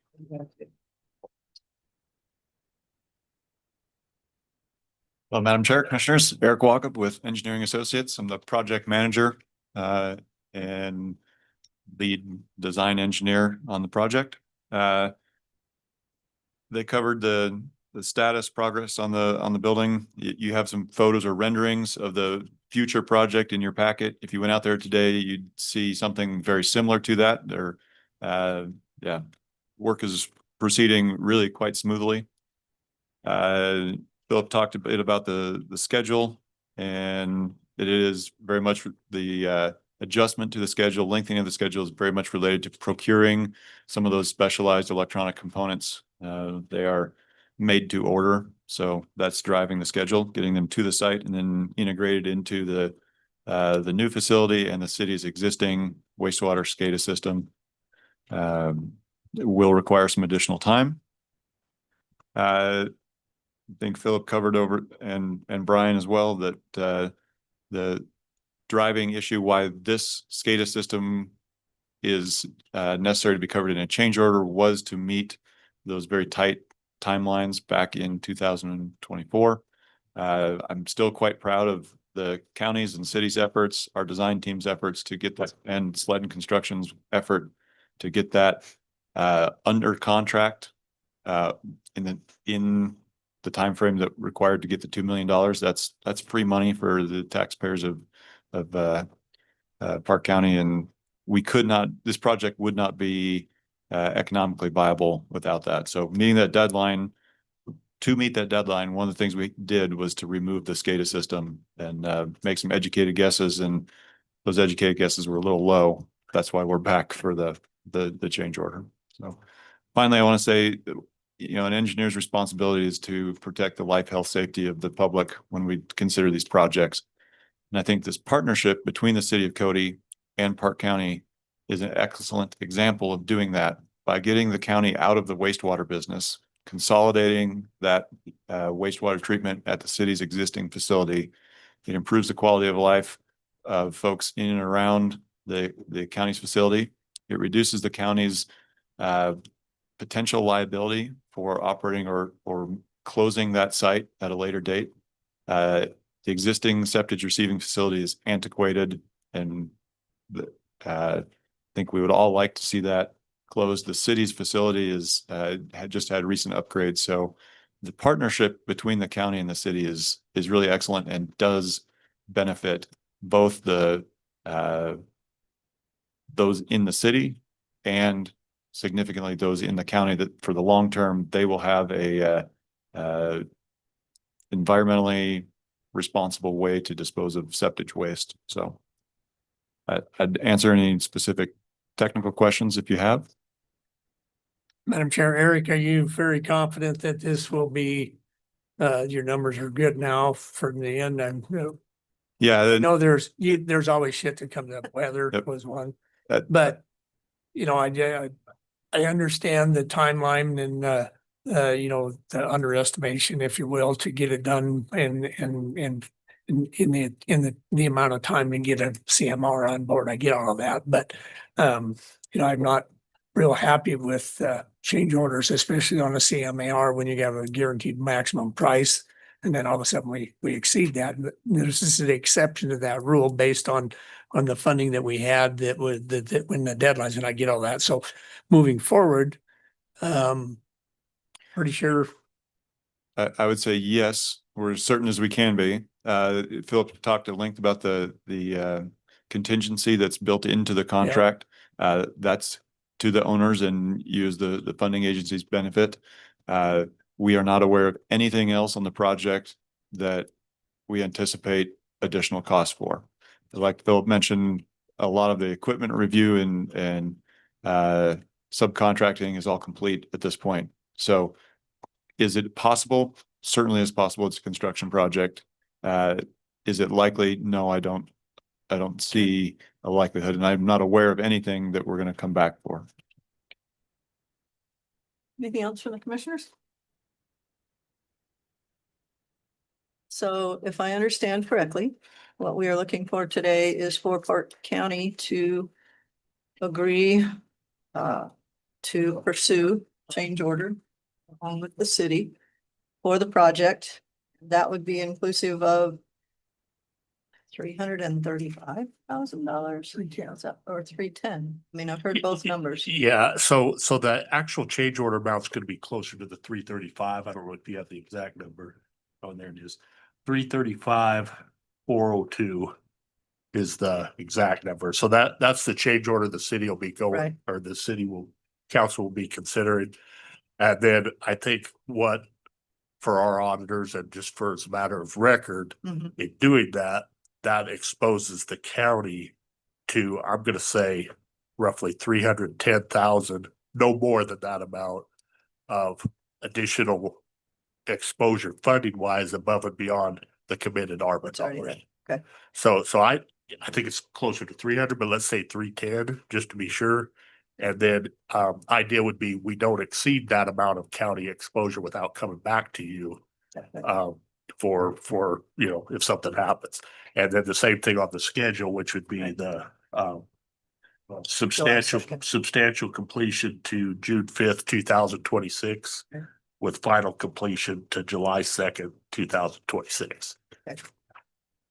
Okay, so the motion actually has three parts: the total amount of the change order, the amount that the county is willing to kind of say up to, and then the time frame. Is that correct?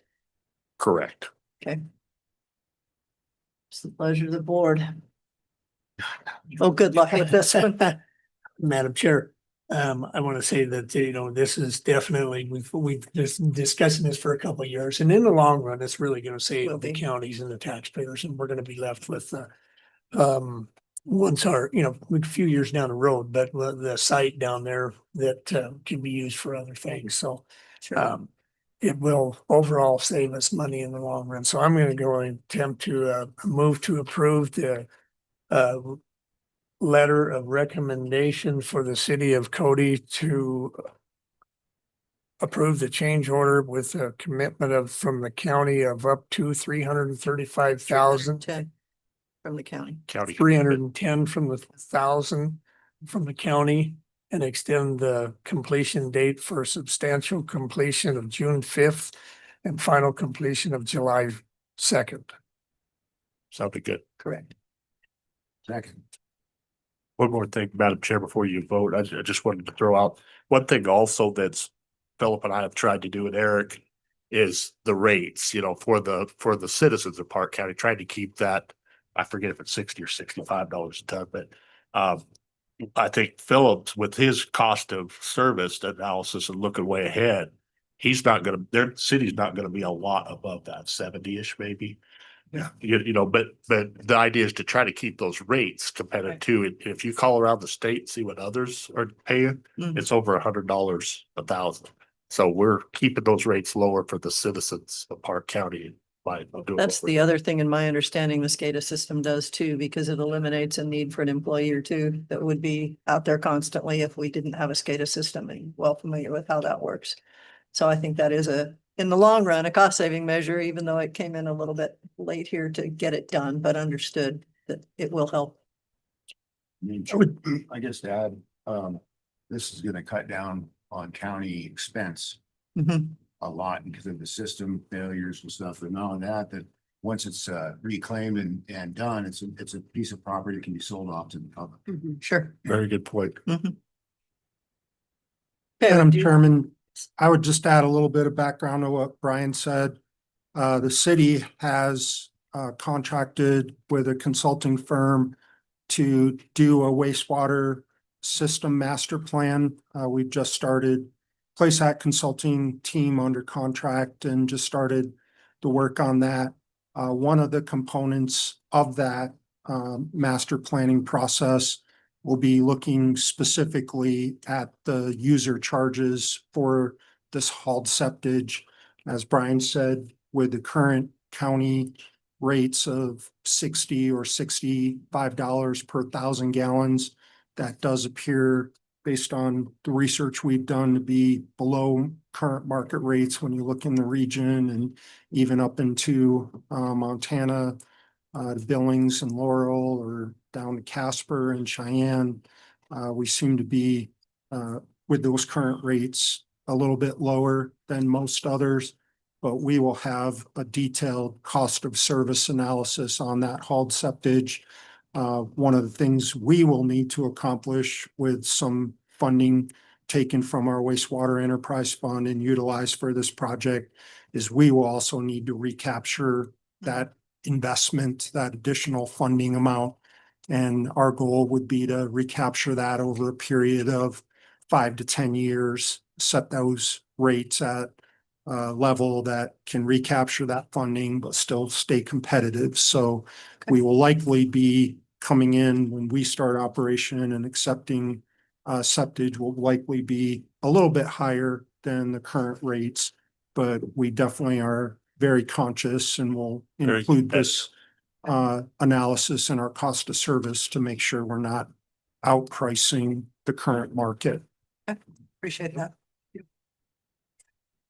We do have a motion in front of the board for recommendation to approve the change order in the amount of $335,402 to the city of Cody with the county's limitation of $310,000 and inclusive of an extended expiration date of substantial on June 2nd and final, or June 5th and final on July 2nd.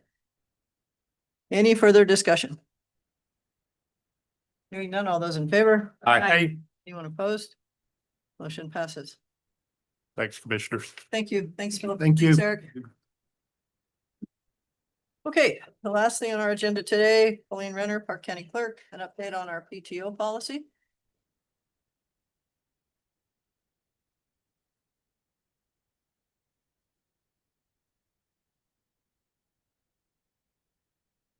Okay.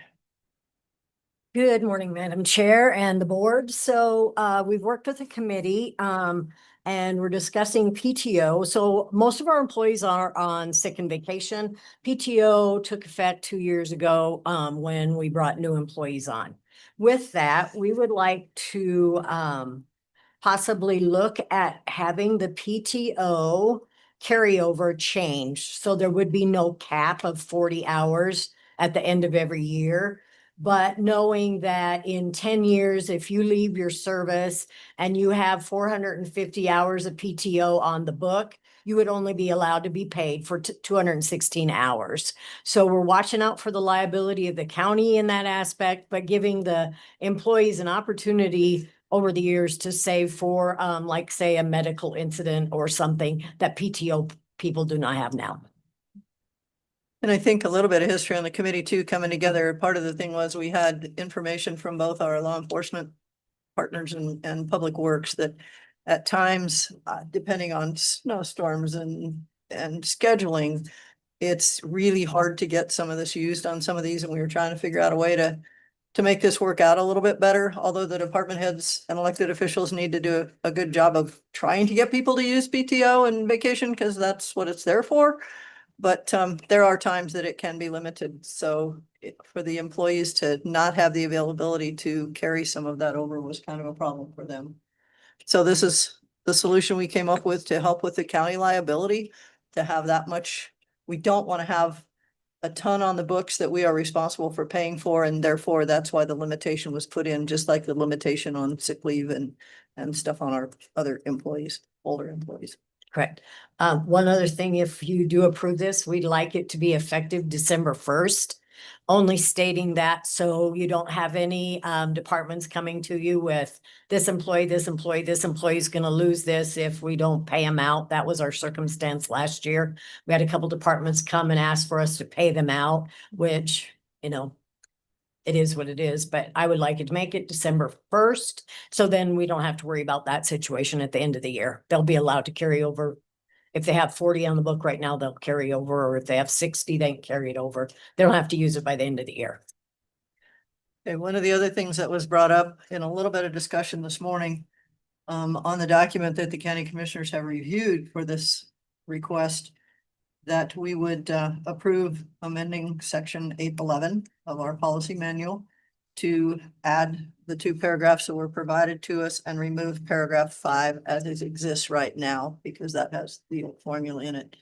There was also one wording change, and I guess I would ask again what that wording change was.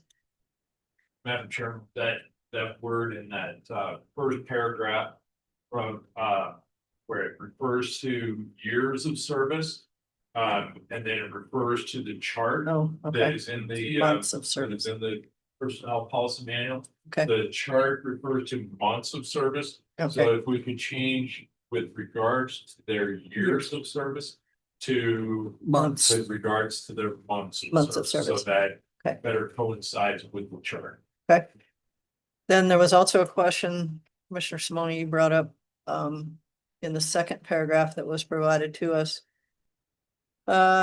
While unused PTO may be carried over without limit with a maximum limit of 720 hours, only the payout amount listed in the chart above will be paid upon separation. What was the?